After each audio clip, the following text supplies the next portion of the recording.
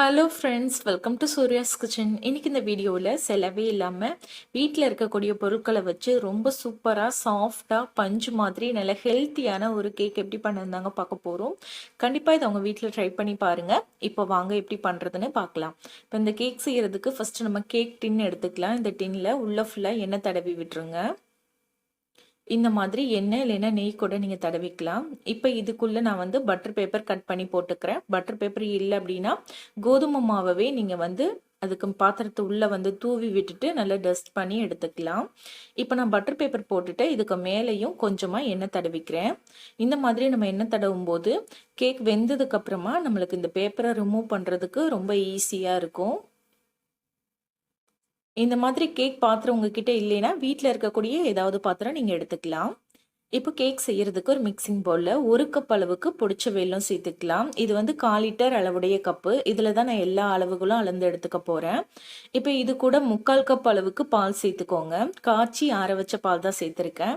இப்போ வெல்லத்தோட பாலை சேர்த்துட்டு இதை நல்லா வந்து கலந்து எடுத்துக்கலாம். வெல்லம் வந்து நல்லா கரைஞ்சி வர வரைக்கும் நல்லா கலந்துக்கோங்க. ஒருவேளை இந்த மாதிரி உங்களுக்கு கரைச்சி எடுக்கிறது கஷ்டமாக இருந்தால் நீங்கள் மிக்சியில் பாலையும் வெல்லத்தையும் சேர்த்துட்டு அரைச்சிட்டு கூட நீங்கள் எடுத்துக்கலாம்.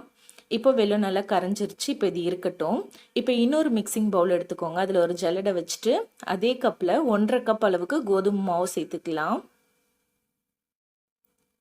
இப்போ இது கூட 1 டீஸ்பூன் அளவுக்கு பேக்கிங் பவுடர், 1/2 டீஸ்பூன் அளவுக்கு பேக்கிங் சோடா, இது கூடவே 1/4 டீஸ்பூன் அளவுக்கு உப்பு சேர்த்துக்கலாம். சேர்த்துட்டு இப்போ இதை எல்லாத்தையும் நம்ம சலிச்சுக்கலாம். இந்த மாதிரி நல்லா சலிச்சுக்கோங்க. இந்த மாதிரி நம்ம நல்லா சலிச்சுட்டு அதுக்கப்புறமா கேக் செஞ்சோம்னா கேக் வந்து நல்லா சாஃப்டாக வரும். இப்போ சலிச்சாச்சு. இப்போ இதை வந்து ஒரு தடவை நல்லா கலந்து விட்டுட்டு எடுத்து வச்சுக்கலாம்.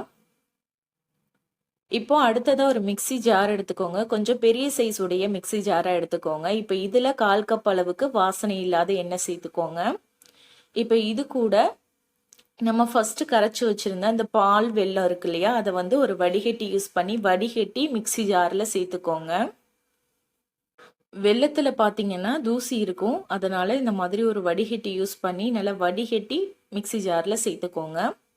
இப்போ இது கூட வாசனைக்காக ஒரு 1/2 டீஸ்பூன் அளவுக்கு ஏலக்காய் தூள் சேர்த்துக்கிறேன். இதுக்கு பதிலாக நீங்கள் வெனிலா எசன்ஸ் இருந்தால் அதை கூட நீங்கள் வந்து சேர்த்துக்கலாம். சேர்த்துட்டு இது நல்லா ஒரு 5 செகண்டுக்கு நல்லா அரைச்சி எடுத்துக்கோங்க. அரைச்சி எடுத்ததுக்கு அப்புறமா இது கூட நம்ம ஃபஸ்ட்டு சலிச்சு வச்சுருந்த கோதுமை மாவை சேர்த்துக்கலாம். கோதுமை மாவை ஃபுல்லாக சேர்த்துருங்க.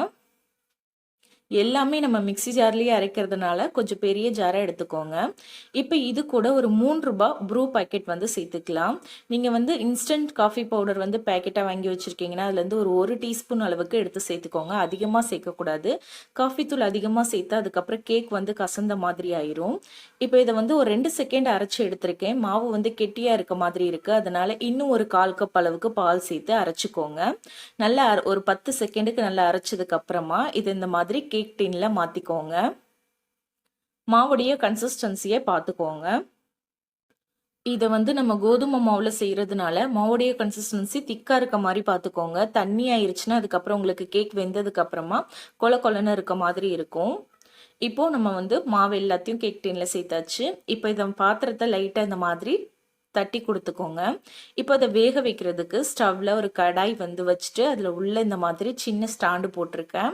ஸ்டாண்டு போட்டுட்டு அடுப்பை வந்து மீடியமான ஃப்ளேமில் வச்சுட்டு இப்போ இதை மூடி ஒரு 10 நிமிஷத்துக்கு இந்த கடாய் நல்லா சூடு பண்ணிக்கோங்க. கடாய் நல்லா சூடாகட்டும். 10 நிமிஷம் சூடானதுக்கு அப்புறமா இப்போ இதுக்குள்ளே நம்ம கேக் பாத்திரத்தை வச்சுக்கலாம். இந்த மாதிரி ஃபஸ்ட்டு வந்து கடாயை சூடு பண்ணிவிட்டு அதுக்கப்புறமா தான் நீங்கள் கேக் பாத்திரத்தை உள்ளே வைக்கணும். இப்போ கேக் பாத்திரத்தை உள்ளே வச்சுட்டு இதை மூடி போட்டு நம்ம மூடிட்டு ஒரு 30லேருந்து 35 நிமிஷம் வரைக்கும் மீடியமான ஃப்ளேமில் நம்ம வந்து இதை வேக வச்சுக்கலாம். ஹை ஃப்ளேம்லேயும் இல்லாமல் லோ ஃப்ளேம்லேயும் இல்லாமல் மீடியமான ஃப்ளேமில் வேக வச்சுக்கோங்க. இப்போ ஒரு 20 நிமிஷத்துக்கு அப்புறமா நான் இது மேலே கொஞ்சம் டெக்கரேட் பண்ணலான்னு ஓப்பன் பண்ணியிருக்கேன். இதுக்கு மேலே நான் இந்த மாதிரி முந்திரி வச்சுக்கிறேன். நீங்கள் எந்த வகையான நட்ஸ் வேணாலும் நல்லா பொடியாக கட் பண்ணிவிட்டு மேலே டெக்கரேட் பண்ணிக்கலாம். இப்போ இதை மறுபடியும் மூடி ஒரு 35 நிமிஷத்துக்கு அப்புறமா பார்த்தீங்கன்னா கேக் வந்து நல்லா வந்து பொங்கி வந்திருக்கும். இப்போ இந்த மாதிரி ஒரு டூத் பிக் வச்சு செக் பண்ணிக்கோங்க கேக் வெந்துருச்சான்னு. கேக் நல்லா வெந்துருச்சுன்னா வெளியில் எடுத்து வச்சு நல்லா ஆற வச்சிருங்க. இது நல்லா ஆறுனதுக்கு அப்புறமா சுற்றிலும் கத்தி வச்சு இந்த மாதிரி எடுத்து விட்டுருங்க. எடுத்து விட்டுட்டு இதை அப்படியே ஒரு பிளேட்டில் மாற்றிக்கலாம். மாற்றிட்டு அப்படியே நீங்கள் வந்து கேக் பாத்திரத்தை எடுத்துட்டிங்கன்னா அழகாக உங்களுக்கு ஒட்டாமல் வந்துடும். நம்ம பட்டர் பேப்பர் போட்டிருந்தனால கொஞ்சம் கூட கேக் பாத்திரத்தில் ஒட்டாமல் வந்திருக்கு பாருங்கள். இப்போ இந்த பட்டர் பேப்பரை ரிமூவ் பண்ணிக்கலாம். பாருங்க, அவ்வளோதான் நம்மளோட சூப்பரான நல்ல சாஃப்டான ஹெல்த்தியான கோதுமை மாவில் செஞ்ச காஃபி கேக் வந்து ரெடி ஆயிருச்சு. ரொம்ப ரொம்ப சூப்பராக இருக்கும்.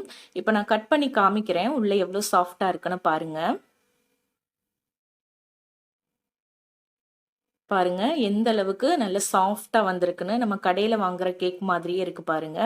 கண்டிப்பாக அதை நீங்கள் உங்கள் வீட்டில் ட்ரை பண்ணி பாருங்க. ட்ரை பண்ணி பார்த்துட்டு எப்படி வந்ததுங்கிறத மறக்காம என்னோட ஷேர் பண்ணிக்கோங்க. இந்த கேக் ரெசிபி உங்களுக்கு பிடிச்சிருந்தா வீடியோக்கு ஒரு லைக் கொடுத்து வீடியோவை உங்கள் ஃப்ரெண்ட்ஸ் அண்ட் ஃபேமிலி கூட ஷேர் பண்ணிக்கோங்க. இது வரைக்கும் நம்ம சேனலை சப்ஸ்கிரைப் பண்ணலைன்னா மறக்காம சூர்யாஸ் கிச்சனுக்கு சப்ஸ்கிரைப் பண்ணுங்க. தேங்க்யூ.